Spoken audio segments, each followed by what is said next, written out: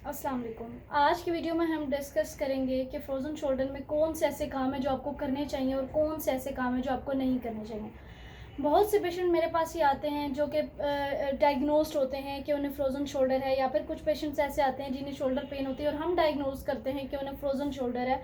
या फिर काफ़ी लोग तो ऐसे आते हैं जो कि काफ़ी अरसे से जिनको होता है फ्रोज़न शोल्डर, वो बहुत टाइम के बाद आते हैं।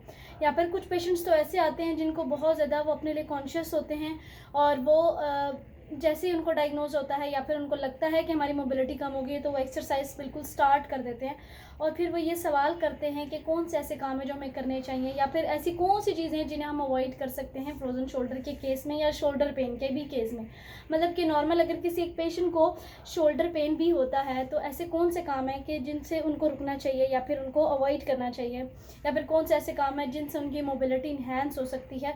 तो आज की वीडियो में हम ये बातें डिस्कस करेंगे कि ऐसी कौन सी बातें हैं जिन पर अमल कर कर वो अपने दर्द को काफ़ी हद तक बेहतर कर सकते हैं, अपनी मूवमेंट को इन्हांस कर सकते हैं, अपनी स्ट्रेंथ को वापस गेन कर सकते हैं और रोज़मर्रा के काम उसी नॉर्मल रूटीन में जैसा कि वो पहले परफॉर्म कर रहे थे अभी भी उस तरह परफॉर्म कर सकते हैं।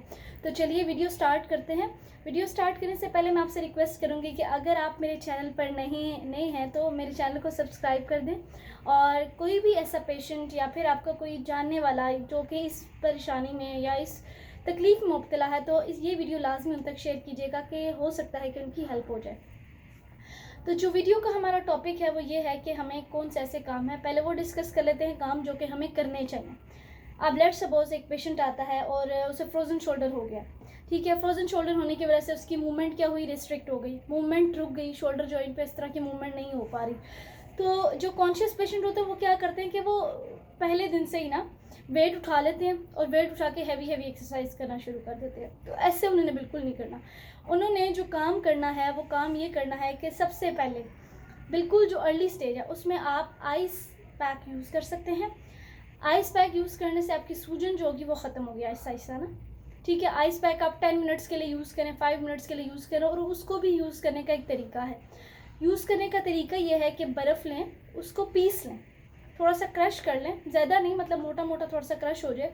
उसके बाद उसे एक कपड़े में रखें और कपड़े से आपने लगानी है। आपने डायरेक्ट बर्फ़ को कभी भी अप्लाई नहीं करना। अगर आप घर में आइस पैक यूज़ नहीं कर रहे तो आपने इस मेथड को यूज़ करना है।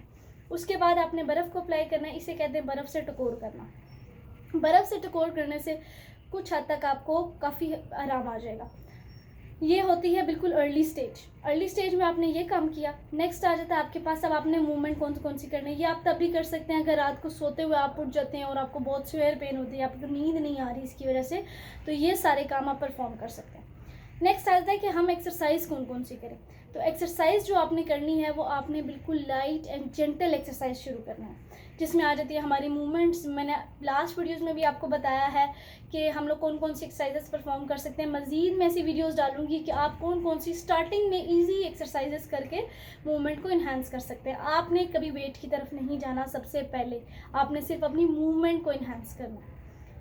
उसके बाद लाइट एंड जेंटल एक्सरसाइज होगी। नेक्स्ट आ जाते हैं हमारे पास लाइट एंड जेंटल एक्सरसाइज के बाद आपने जितनी भी ओवर हेड एक्टिविटीज़ होती हैं जिसमें हाथ को ऊपर कैबिनेट की तरफ लेकर जाना, खास तौर पर ख़वातीन जो कि ओवर हेड एक्टिविटीज़ करते हैं, ये वाले काम नहीं करने। ओवर हेड मूवमेंट नहीं करनी आपने परफॉर्म जब तक आपकी प्रॉपर रेंज नहीं आ जाती, और ज़ोर ज़बरदस्ती खींच कर आपने बाजू को ऊपर नहीं लेके जाना कि जिससे आपकी मूवमेंट इन्हांस हो जाए। ऐसा कुछ भी नहीं होता, बल्कि हो सकता है वहाँ पे आपको कोई वियर एंड टेयर हो जाए। नेक्स्ट आ जाता है पेशेंट की एक्सरसाइज। पेशेंट ने रेगुलर एक्सरसाइज परफॉर्म करनी है। रेगुलर एक्सरसाइज का मतलब ये होता है कि 3 टाइम्स अ डे मिनिमम आपने एक्सरसाइज को परफॉर्म करना है, और रेपिटेशन जो रखनी है वो 10 to 15 टाइम्स आपने रेपिटेशन ज़रूरी रखनी है।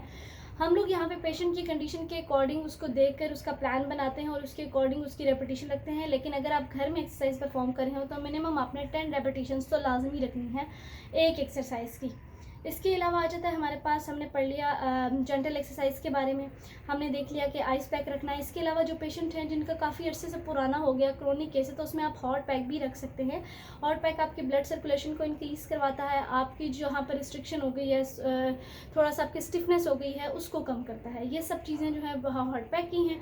उसके बाद आता है आपने अपने पोस्चर पर लाजमी काम करना है। आपका पोस्चर एक्यूरेट होना चाहिए। पोस्चर सही होगा तो मूवमेंट अच्छी होगी, मूवमेंट अच्छी होगी तो आपके सारे काम आसान हो जाएंगे। जाएंगे। इसके अलावा आपने रेगुलर ब्रेक्स लेनी है। रेगुलर ब्रेक्स का ये मतलब है कि आपने जब भी एक्सरसाइज करनी है तो ये नहीं करना कि आप 50-50 सेट लगाएं और अपने आप को एग्जॉशन में ले जाएं।